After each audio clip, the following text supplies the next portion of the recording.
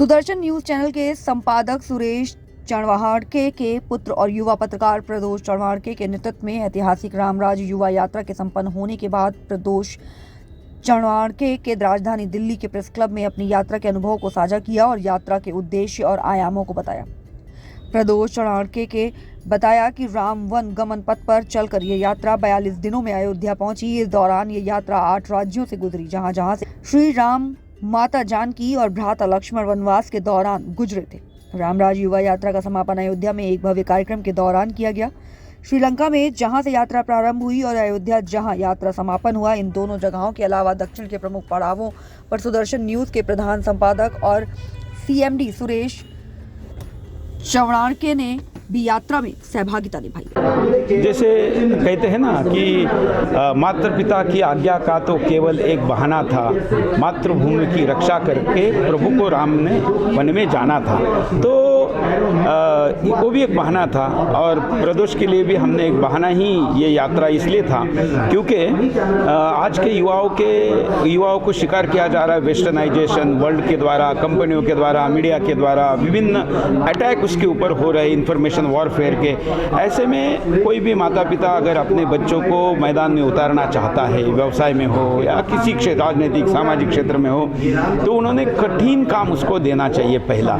जैसे हमने किया कि वो प्रभु रामचंद्र जी जिस वन में जिस मार्ग से गए थे वहाँ पर अपने बेटे को भेज दिया, और उससे उनको सीखने को भी मिलता है, धर्म समझता है, संवेदनाएं जागृत होती है, हिंदुस्तान देखने को मिलता है। और अगर आपको देश का काम करना है तो आपको देश देखना ज़रूरी है, वो भी होता है। तो इतनी बड़ी 42 दिनों की यात्रा जिसमें लाखों लोग सहभागी हुए और करोड़ों लोगों तक इसका संदेश गया, ये यात्रा पूरी होकर आज यहाँ आई है। तो पत्रकार मित्रों को कहा था कि शुरू में आपको मिले और उसके बाद भी मिलेंगे, इसलिए आज यहाँ सबको मिले। अच्छा, अगर देखा जाए तो श्रीलंका और तमिलनाडु का कैसा एक्सपीरियंस रहा? देखिए, तमिलनाडु के नेता भले ही सनातन को समाप्त करने की बात करते हो, लेकिन जो भक्ति हमने दक्षिण में देखी, सबसे बड़े मंदिर अगर कहीं देखे तो दक्षिण में। तो इसलिए मैं ये कहता हूँ कि तमिलनाडु वगैरह हम केवल नेताओं के देखकर वहाँ की जनता के बारे में विचार न करें। वो सबसे बड़े राम भक्त हैं और सबसे बड़ा सपोर्ट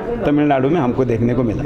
आज की युवा को क्या संदेश रहेगा कि राम मंदिर का भव्य शुभारंभ भी हो गया है? मंदिर केवल मंदिर के लिए नहीं बनाना था, भगवान तो चारों तरफ बैठते हैं। ये इसलिए बना था ताकि हर हृदय में, हर व्यक्ति में राम को बिठाया जाए। मैं आज के युवाओं को यही कहूँगा कि अगर आपको आपकी व्यक्तिगत जीवन की समस्याएं, पारिवारिक समस्याएं, करियर की समस्याएं या लोक परलोक की समस्याओं का भी समाधान चाहिए, तो राम को अपने अंदर समा लीजिए। मैं प्रदोष चणवाड़के आप सभी का स्वागत करता हूँ और आप सभी को नमस्कार। हमने सुदर्शन राष्ट्रमान के बिहाफ पर राम राज्य युवा यात्रा की शुरुआत 13 दिसंबर से करी थी श्रीलंका से, और हमने जो चरम पादुका हमारे साथ है उनका पूजन करके इस यात्रा का आरंभ किया।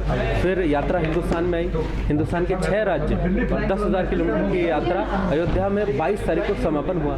इस यात्रा का उद्देश्य था कि हम युवाओं में राष्ट्र धर्म का कार्य करने में और प्रोत्साहन दें, उनके अंदर रामचरित्र निर्माण करें, उनको मर्यादा में रहकर जो कानून है उसका पालन करना सिखाया और कठिन परिस्थितियाँ मतलब यानी संघर्ष करना सिखाया। ये इस यात्रा का उद्देश्य था। यात्रा 6 राज्य से होकर जब अयोध्या पहुंची तो अयोध्या में भी हमने चरम पादुकाओं का वहाँ पर दर्शन मतलब मिलान कराया देवी देवताओं का। 290 तीर्थ है श्री राम जी के, जो उनके 14 वर्षों का वनवास था, उसमें वन गमन का जो उनका पथ है उस पर 290 तीर्थ है, उस पर हम ये पादुका लेकर गए और सभी जगह देवी देवताओं का मिलन हुआ और अब ये पादुका आज आपके समक्ष है। श्रीलंका और वहाँ जब यात्रा पहुँची तो किस तरीके से भव्य स्वागत हुआ?